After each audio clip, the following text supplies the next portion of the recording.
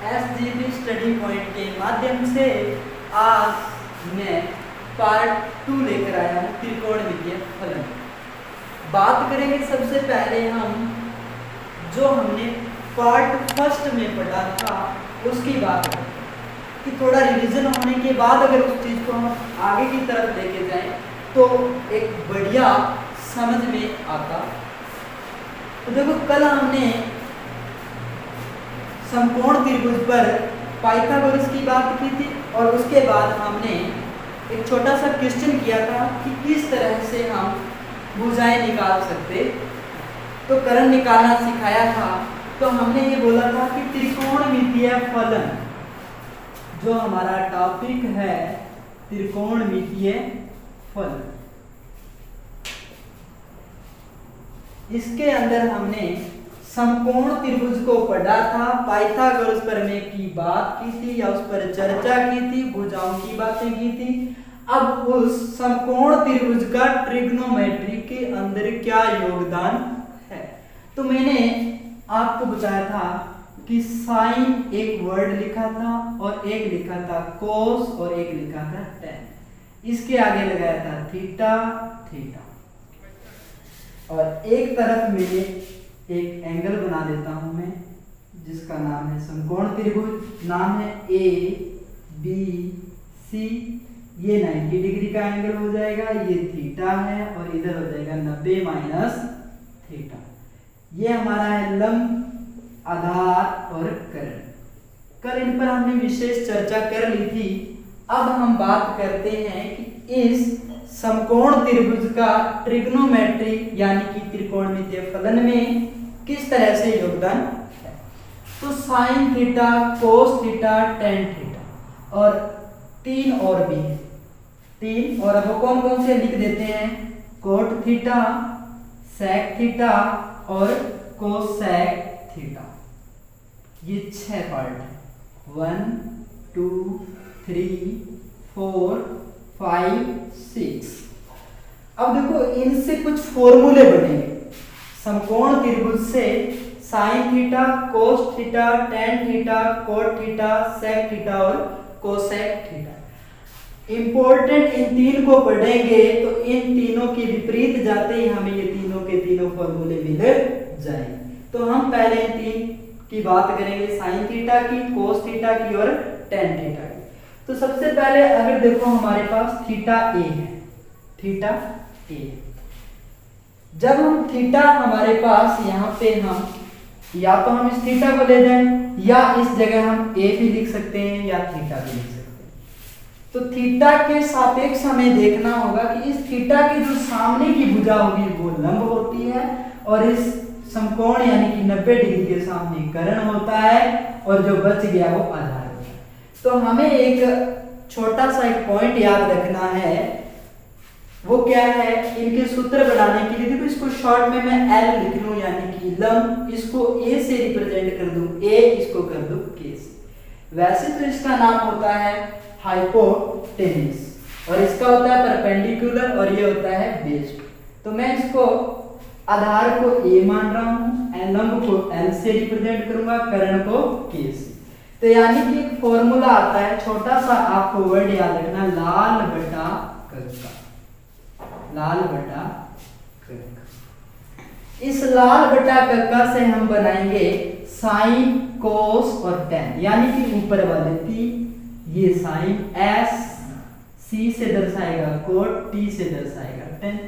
तो मैं यहाँ पे फॉर्मूले बनाता हूँ तीन, इसको एक बार इरेज कर पढ़ा रहने देते, इरेज नहीं करते। देखो यहाँ पे हम कर रहे थे साइन थीटा की बात, किसकी बात कर रहे थे, साइन थीटा की। तो हम जब साइन थीटा की बात कर रहे हैं तो थीटा मैं इसके सापेक्ष लूंगा, तो इसके बिल्कुल सामने की भुजा हमारे पास क्या है, लंब, तो यानी कि लंब। और नीचे क्या बचा हुआ है, कर्ण यानी कि बड़ी भुजा। तो एक तो फॉर्मूला मेरे पास बन गया लंब बटा कर्ण, यानी कि इसको मैं लिख सकता हूं L बटा K, L से लंब, K से कर्ण। अगर मैं कोस थीटा की बात करूं, किसकी बात करूं, कोस थीटा की।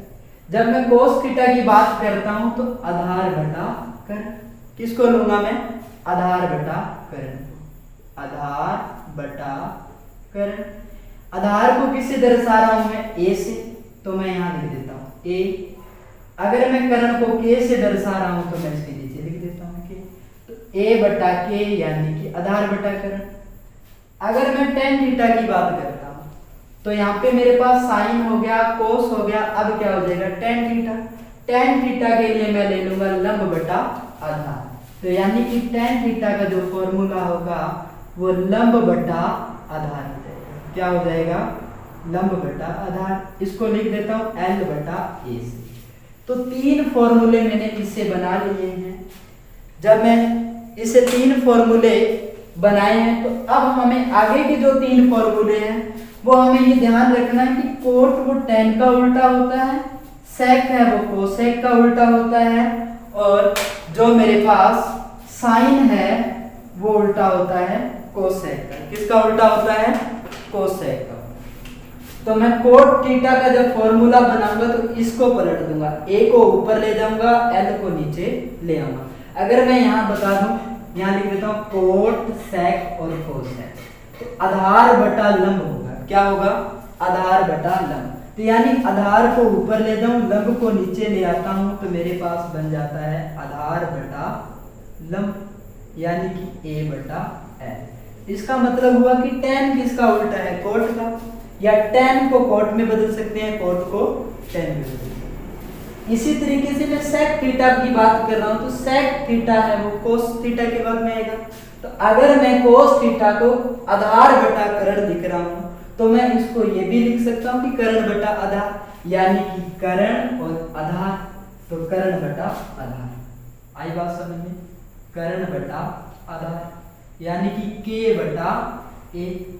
अब बात आती है कोसेक की।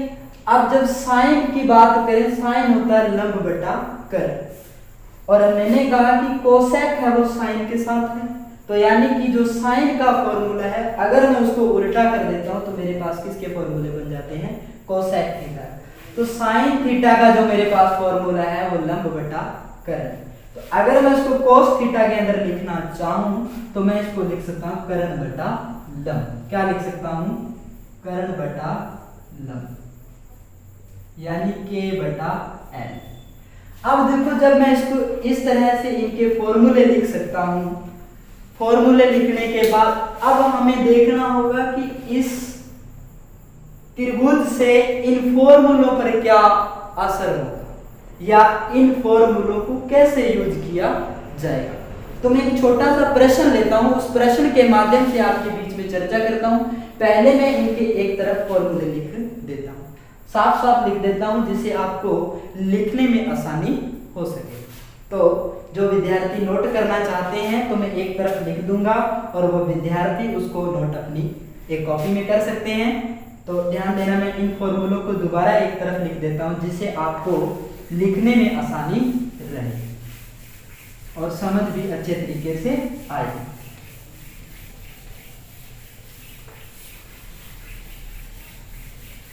तो मैं पहले एक तरफ फॉर्मूले लिख देता हूं शॉर्ट में जल्दी से। Sine theta, cos theta, tan theta, cot theta, sec theta और कोसेक थीटा। शॉर्ट में जल्दी से लिख देता हूं, लाल बटा कक्का से आपको समझ में आ जाएगा, यानी कि L बटा के, A बटा के, L बटा A बटा L, K बटा A और आ जाएगा K बटा L। ये एक तरफ मैंने फॉर्मूले लिख दिए हैं जिससे आपको समझने में आसानी होगी। अब आपको पता तो चलेगा कि किस तरह से ये मैंने फॉर्मूले बनाए हैं। तो मैं एक प्रश्न के माध्यम से आपको समझाना चाहूंगा कि इन फॉर्मूलों का यूज कैसे होगा। तो देखो, हमारे पास एक प्रश्न है, जैसे मैं लिख देता हूं त्रिभुज ए बी सी में, त्रिभुज ए बी सी में जिसका कोण बी समकोण है, में ए बी सी में जिसका कोण बी समकोण है। एक त्रिभुज है एबीसी जिसका एक कोण बी है वो समकोण दे रखा है। इसके अंदर ए बी भुजा है, ए बी वो 24 सेंटीमीटर दे रखी है। भुजा कितनी दे रखी है? 24 सेंटीमीटर। दूसरी भुजा है वो हमारी है, और एक भुजा है हमारे पास BC 7 सेंटीमीटर, BC 7 सेंटीमीटर। हमसे कहता है कि निम्नलिखित के मान ज्ञात कीजिए, यानी कि निम्नलिखित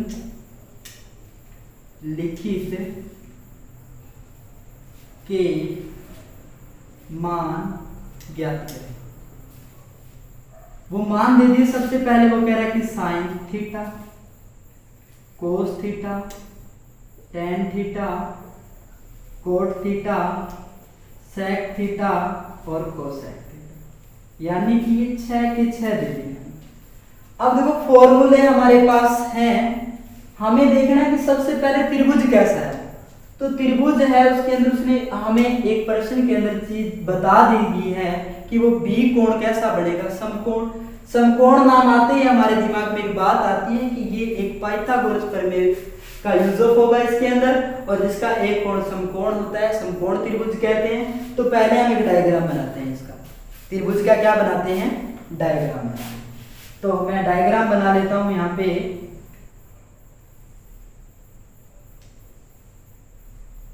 नाम दे देते हैं A, इसका B है वो समकोण है, और C यानी कि 90 डिग्री। अब हमें देखना है क्या कि त्रिभुज ABC में जिसका B कोण क्या है? समकोण है। अब वो कहता है कि A और B, AB जो भुजा है वो मेरे पास कितनी है? 24 यानी कि 24 सेंटीमीटर, और B और C भुजा उसने दे दी मुझे कितनी? 7 सेंटीमीटर। अब देखो मैंने एक पाइथागोरस प्रमेय से आपको एक भुजा निकालने के लिए बताया था। एक तो वो भुजा हमें नहीं दे रखी जिसका नाम है कर्ण, और दूसरा हमें इन 6 पर क्वेश्चन दे दिया कि इन 6 के मान ज्ञात कीजिए। साइन, कोस, टेन, कोट, सेक, कोसेक। थीटा के सापेक्ष इसका मान ज्ञात करना है। तो हमें देखो सबसे पहले एक भुजा 24 है, एक 27 है। अब देखो हमें ये तो कंफर्म हो चुका है कि इनकी वैल्यू तभी निकाली जा सकती है जब हमारे पास तीनों के मान उपलब्ध हो। अब हमारे पास मान कितने हैं? 1 और 2, यानी कि लंब का और आधार का मान दे दिया गया। कर्ण हमारे पास है, तो हम सबसे पहले क्या लिखेंगे? मतलब 24 और 7 के सहयोग से हम क्या बनाएंगे? पहले कर्ण निकालने के लिए हमें क्या करना है? सर्वप्रथम पाइथागोरस प्रमेय का प्रयोग करना है। तो सबसे पहले मैं लिख देता हूं पाइथागोरस प्रमेय। पाइथागोरस प्रमेय। तो पाइथागोरस प्रमेय हमारे पास है कर्ण का स्क्वायर बराबर में आधार का स्क्वायर प्लस में लंब का स्क्वायर। मैंने कहा था कि कर्ण है वो इन दोनों भुजाओं के वर्गों के योग के बराबर होते हैं, मतलब उसका स्क्वायर बराबर होता है। तो हमें पहले भुजा निकालनी है। तो भुजा कैसे निकलेगी? हमें पता है कि कर्ण निकालना है तो कर्ण का स्क्वायर तो रखना ही है।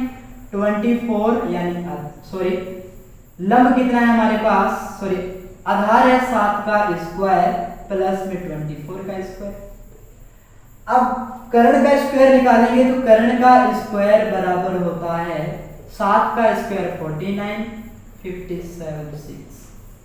57 यानी कि 576 हो गया 24 का स्क्वायर, और 7 का स्क्वायर हो गया 49। जब इन दोनों को मैं जोड़ देता हूं तो मेरे पास होता है 625, यानी कि 625, और इक्वल में आ जाता है कर्ण का स्क्वायर। जब मैं स्क्वायर गायब करूंगा तो इस पे रूट आएगा, तो कर्ण बराबर आ जाएगा मेरे पास रूट में 625, और कर्ण बराबर मेरे पास आ जाएगा 25 सेंटीमीटर। मतलब कर्ण मैंने कितना निकाल लिया? 25 सेंटीमीटर। जब मेरे पास कर्ण उपलब्ध है, आधार मेरे पास है और लंब मेरे पास है, जब मेरे पास तीनों चीजें हैं तो मैं इन तीनों चीजों का प्रयोग करके इसके अंदर फॉर्मूलों में पुट करके मेरे आंसर प्राप्त कर सकता हूं। तो आंसर देखें, tan थीटा का जो फॉर्मूला है मैं एक का बता देता हूं और आप घर पर इनके आंसर निकालने का प्रयास करना। मैं पहले एक sin थीटा का आपको बता देता हूं। देखो sin थीटा की बात करें तो मैं sin थीटा लिख रहा हूं। sin थीटा का मेरे पास फॉर्मूला आता है लंब बटा कर्ण। क्या आता है? लंब बटा कर्ण।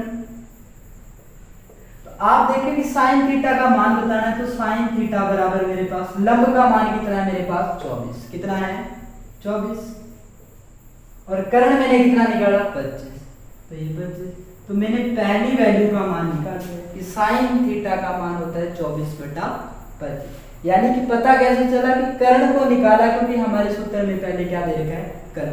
इसी प्रकार से मैं आधार बटा कर्ण की बात करूं तो आधार मेरे पास 7, कर्ण मेरे पास 25, तो 7/25। अगर tan थीटा की बात करूं तो लंब बटा आधार, तो लंब 24, आधार 7, 24/7। जब इन तीनों का निकाल लोगे तो मैंने कहा कि tan कोट का उल्टा, cos होता है sec का और sin होता है cosec का। इस प्रकार से हम अन्य प्रश्नों को सॉल्व भी कर सकते हैं। तो मुझे विश्वास है कि आपको इस वीडियो में जितना मैंने पढ़ाया है वो अच्छे तरीके से आपको समझ में आ रहा होगा। आशा और उम्मीद के साथ हम नेक्स्ट वीडियो आपके बीच में लाएंगे। तो इस पर आधारित अभी हमने बेसिक कॉन्सेप्ट की क्वेश्चन सॉल्व किए, और आगे जब हम आएंगे तो इस पर बड़े बड़े क्वेश्चनों को सॉल्व करेंगे। तो आप इस वीडियो को शेयर और लाइक करना न भूलें, और चैनल को विशेष रूप से ध्यान रखना कि सब्सक्राइब करना न भूलें, क्योंकि हमारी हर वीडियो आप तक तभी पहुंच सकती है जब हम इस चैनल को सब्सक्राइब करेंगे। ठीक है, तो कृपया करके आप इसको सब्सक्राइब जरूर करें, जिससे आपको आने वाली हर वीडियो समय पर उपलब्ध हो सके, जिससे आपकी पढ़ाई में किसी भी प्रकार का कोई व्यवधान ना आए। तो मैं अपनी वाणी को यही विराम देता हूं, कल मिलता हूं एक इसी टॉपिक के साथ नए क्वेश्चन के साथ। धन्यवाद सभी का।